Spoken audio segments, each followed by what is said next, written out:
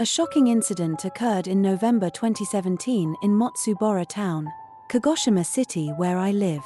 A certain obstetrics and gynecology clinic, which had been closed for 20 years, was to be demolished due to its dilapidated condition. While the workers were carrying out the demolition, they came across something unbelievable. 15 preserved fetuses submerged in formalin were found inside the clinic. Strangely, all of them were placed in the waiting room. The workers immediately reported this to the police, leading to a police investigation. The investigation revealed the following. The gender and the time of abortion for each fetus were unknown, but they were estimated to be between 12 to 31 weeks of gestation.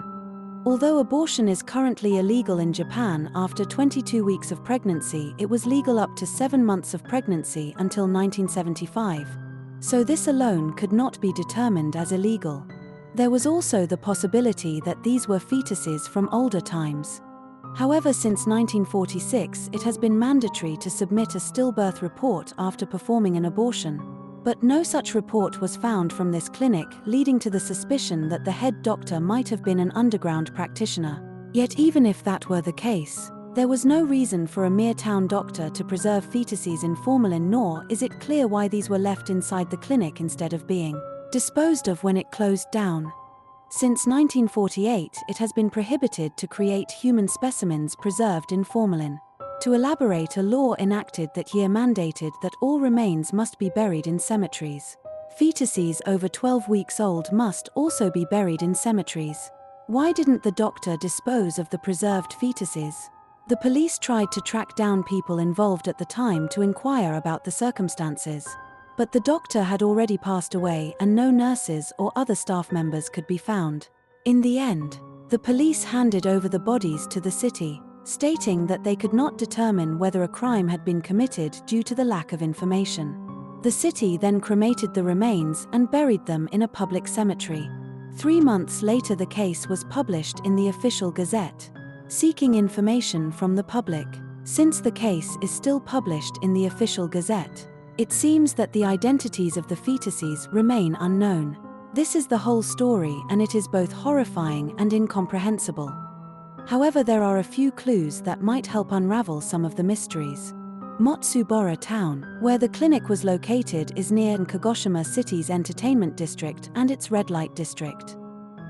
This suggests that women with certain circumstances might have visited this clinic out of desperation. One can speculate that the reason the preserved fetuses were placed in the waiting room was perhaps to show pregnant women the form of the fetus, making them feel the weight of life and discouraging them from going through with the abortion. Of course, I understand that this is a rather generous interpretation of the doctor's intentions. However, if I don't think this way, those fetuses won't be able to rest in peace.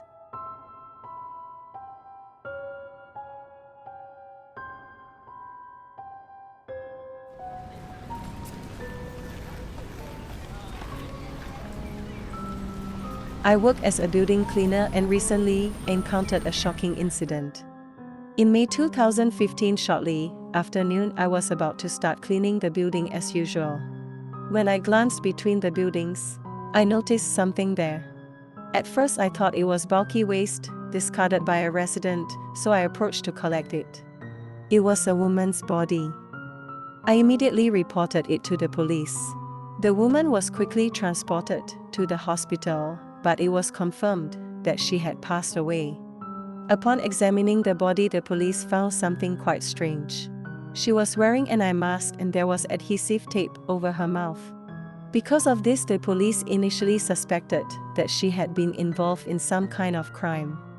From the items found on her, it was determined that the deceased was a woman in her 30s who lived in Tokyo.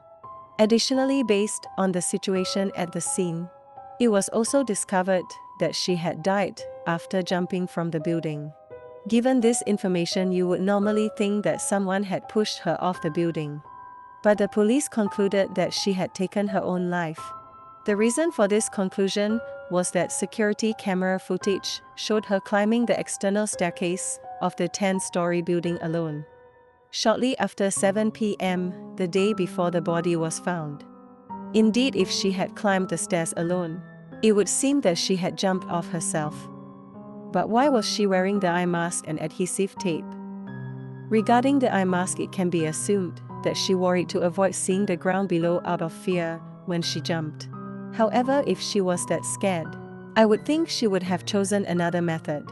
As for the adhesive tape, it could be speculated that she used it to prevent anyone from hearing her scream. But doubts remain. Moreover, despite being so meticulous as to prepare the eye mask and adhesive tape, it is puzzling that she did not leave a suicide note. Therefore, I believe it is unreasonable to conclude that this case was a suicide. It is possible that someone called her to the rooftop beforehand. That person may have taped her mouth to prevent her screams from being heard, pushed her off, and then left the building through a blind spot in the security cameras. In this case, it is questionable why the woman was made to wear an eye mask. But this scenario seems more convincing than suicide, since there were no follow-up reports and nothing was mentioned in the official gazette. The case remains a mystery. Can someone really commit suicide using adhesive tape and an eye mask?